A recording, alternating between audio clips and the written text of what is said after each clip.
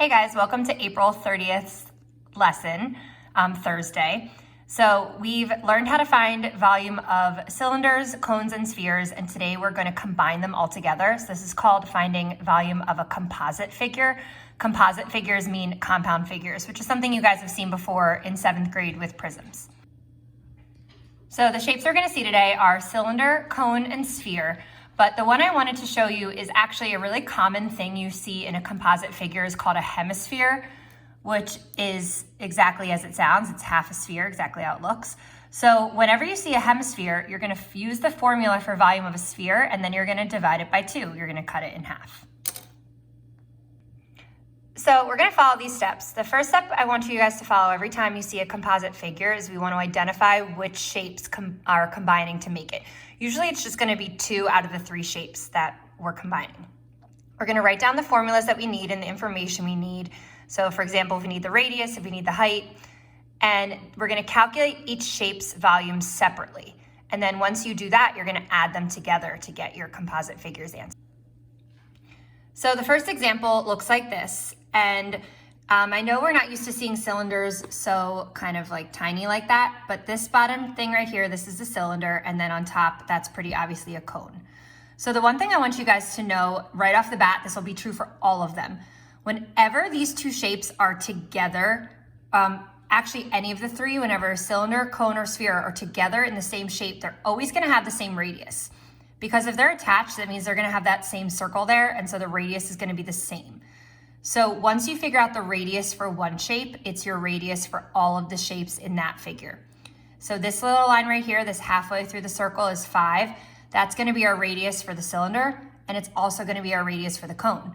The heights are gonna be different though. The height of the cone is 13, and the height of this cylinder is 2.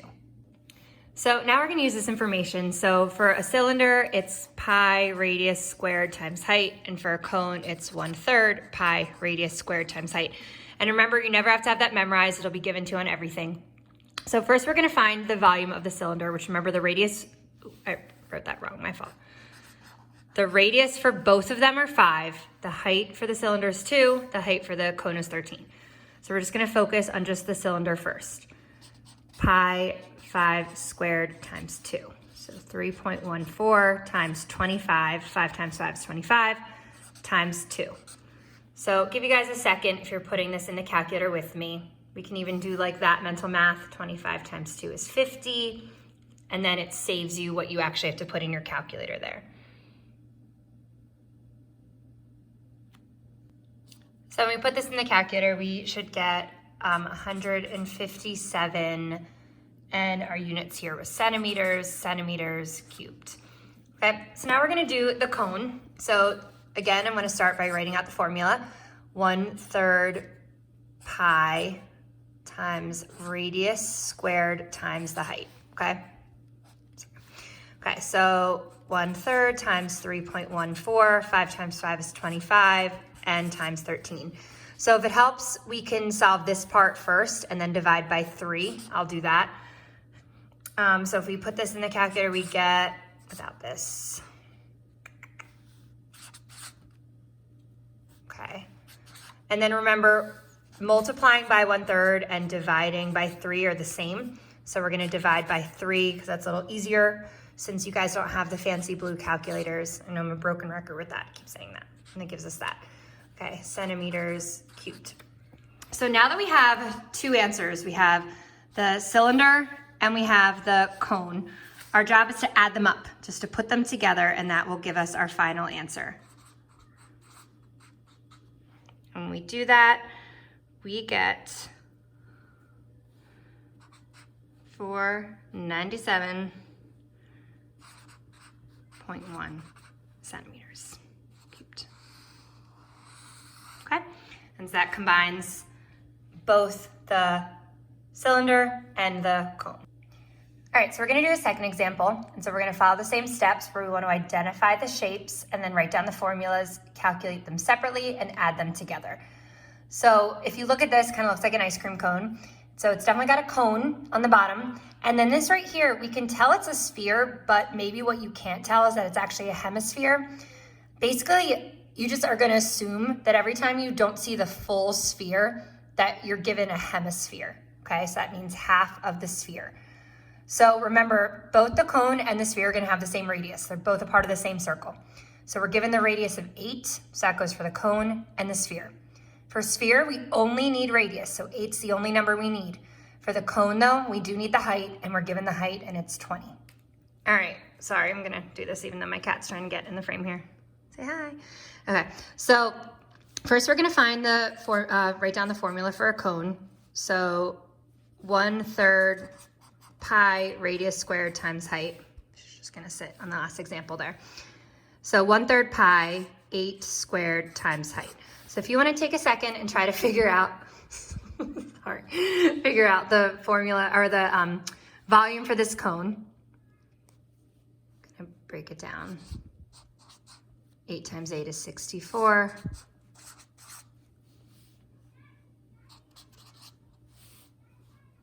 Okay, so I'm gonna put this all in my calculator. Give you guys a second to try it out. And we should get the answer of inches cubed. Okay, so this is the cone, part of the ice cream cone. And now we're gonna look at the hemisphere. Okay, so remember the radius was 8 inches. So the formula for sphere is that 4/3 is what we did yesterday, pi radius cubed. So we do not need a height. So 4/3 pi 8 cubed. Okay, so 8 times 8 times 8 is 512. Okay, and so hopefully you can try to put this in your calculator the best you can. Give you some time to do that. While you watch my cat wag her broken tail.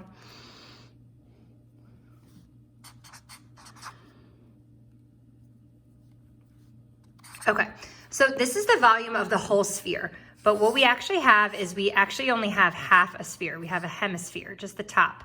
Okay, that's what's on the cone, just half of the sphere. So we're gonna take this answer and we're gonna divide it by 2.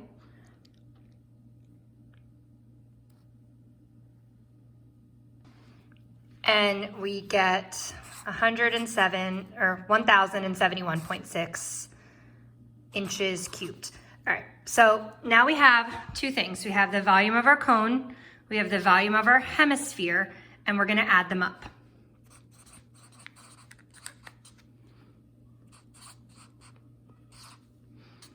And when we add them up, give you guys some time to do that.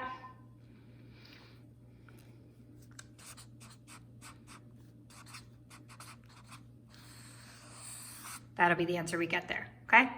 Right, Lucy? Looks good? Okay, thanks. All right, our last example is gonna be to now combine the 2 shapes we haven't combined yet. We're gonna combine a sphere and a cylinder. So if you take a look at this, kind of looks like a silo here. It definitely has a bottom part of a cylinder, but the top part is, remember, just half of a sphere. We're gonna call that a hemisphere, okay? Lucy's done with us, she's bored. Okay, so when we break this down, remember that both the sphere and the cylinder have the same radius. We are actually, though, unfortunately not given the radius here, we're given the whole distance across, we're given that diameter. So that number is 20. So I'll give you a second to try to find that radius in your head.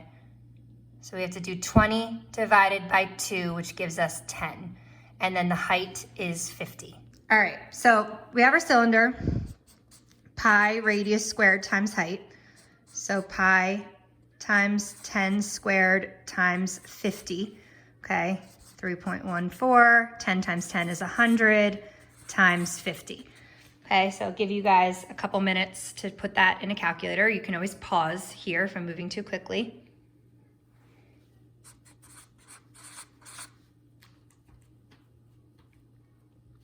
And we're dealing with feet here, cubic feet. Okay, so now we're gonna go to the sphere, 4/3 pi radius cubed. So we have 4/3 times pi times 10 cubed, which 10 times 10 times 10 is 1,000. Okay, so I'll give you guys a couple minutes to put that in the calculator. You can pause it however that works for you.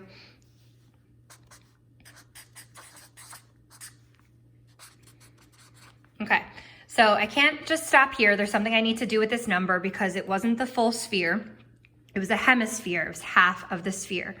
So that means we have to divide by 2 to get our volume for the hemisphere. And that like root word, like hemi, basically means half. So if you ever hear that in life, that's what that means. Okay. And so now we can take this and this, and we can add them up.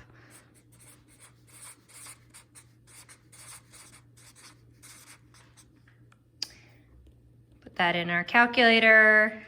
Maybe do some math by hand if you guys are feeling rusty and want to, work your brain a little bit. And we get pretty big number. This is going to be a very big silo here as our final answer. Okay, so take a look at all of this. I know that it looks like a lot, but really if you break it down, it should be pretty straightforward for you. And this is a little bit of a tricky learning goal, but you can do it. So now is the time I want you to please try the practice. I only have about 3 or 4 problems on the practice for you to try. And then the assessment is only 4 problems because these do take a little bit longer and we understand that. But I really would love for you to try the practice and then try the assessment. If you have any questions while you're working on the practice, you can always get me on GChat. You can message me there, send me an email, or write any comments on Google Classroom and I'll be able to follow them there, okay? So your goal is to identify the shapes, write down the formulas that you need, calculate each shape separately, solve and round to the nearest tenth, and remember your units are cubed, and then add them together. Don't forget that you are probably going to see a hemisphere, which means you have to divide that sphere in 2. Good luck.